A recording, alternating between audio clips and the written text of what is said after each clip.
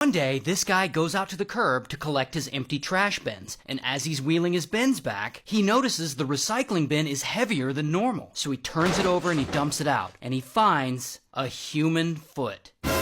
Now the foot, unfortunately, belongs to this woman. Her name's Ingrid. And Ingrid is very nice, she's a single mom, 3 kids, and one day she meets someone on a dating app. This guy, John. And they talk for about a month, and then they go on a date. That date goes smoothly, and soon enough they're going on 3-4 dates a week. And it seems like things are going pretty well. But John is always staying over at Ingrid's place. And after dating for about a month or so, Ingrid comes to the realization that John is always staying at her place because he doesn't have a place of his own. He's allegedly homeless. He also doesn't have a steady job either. But Ingrid doesn't seem to mind. I mean, I don't know, maybe this is just a casual fling for her. But one night, she sends her kids with her ex-husband so that she can go out on a date with John. And she drives and she picks him up and they go see a baseball game. And they have a good time and they're drinking a lot and they make it back to Ingrid's house. And that is where things go horribly wrong. Because fast forward to the next morning and Ingrid's ex-husband comes over to her house because he's going to drop the kids back off. And he knocks on her door, but no one answers. He calls, he texts, still no answer. Then he notices her car's not even there. So ex-husband starts to worry. So he calls Ingrid's mom. And Ingrid's mom rushes over, she has a spare key. So they go inside and Ingrid's not there, but her phone and her wallet are. And weirdly, the place smells like bleach. Not to mention, there's a pruning saw in the bathroom for some reason. So Ingrid's mom is now worried. She calls the police and the police start looking into it. Now Ingrid and her mom actually share a Verizon account. So mom checks Ingrid's phone records and she sees a phone number coming up a lot. And she looks the number up and that number is connected to a Facebook account.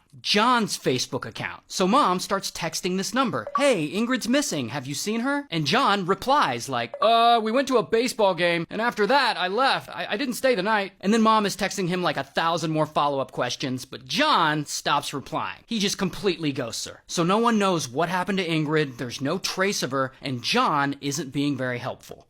Until around the time mom is texting John, this poor guy is at home. We'll just call him Guy. And Guy is at home and he walks out to the curb to collect his empty trash bins, and as he's wheeling them back, he notices his recycling bin is heavier than normal. So he turns it over and he dumps it out and he finds 3 plastic bags. In those plastic bags are human parts. A head, a foot, an arm. So he's weirded out and he reports it to police. And the police show up and they identify the body, of course, as Ingrid. Then they also find other parts of her in other locations around the city. And they also find Ingrid's car downtown abandoned. Now John, he was the last one seen with Ingrid, so police bring him in and they question him. And of course he says, I have no idea what happened to Ingrid. Now this is one of those stories where we actually know what really happened to Ingrid, but we don't know why it happened and we don't know the details. So, here's what we know. John and Ingrid go on a date to go see a baseball game. They have a good time, they're drinking a lot, and they make it back to Ingrid's house. Now, the two are at Ingrid's house, alone, and for some reason, John suddenly snaps. And he gets violent, like really violent. And he attacks Ingrid, and he strangles her to death. And then he drags her over, and he puts her in the bathtub. Then he uses a pruning saw to dice her into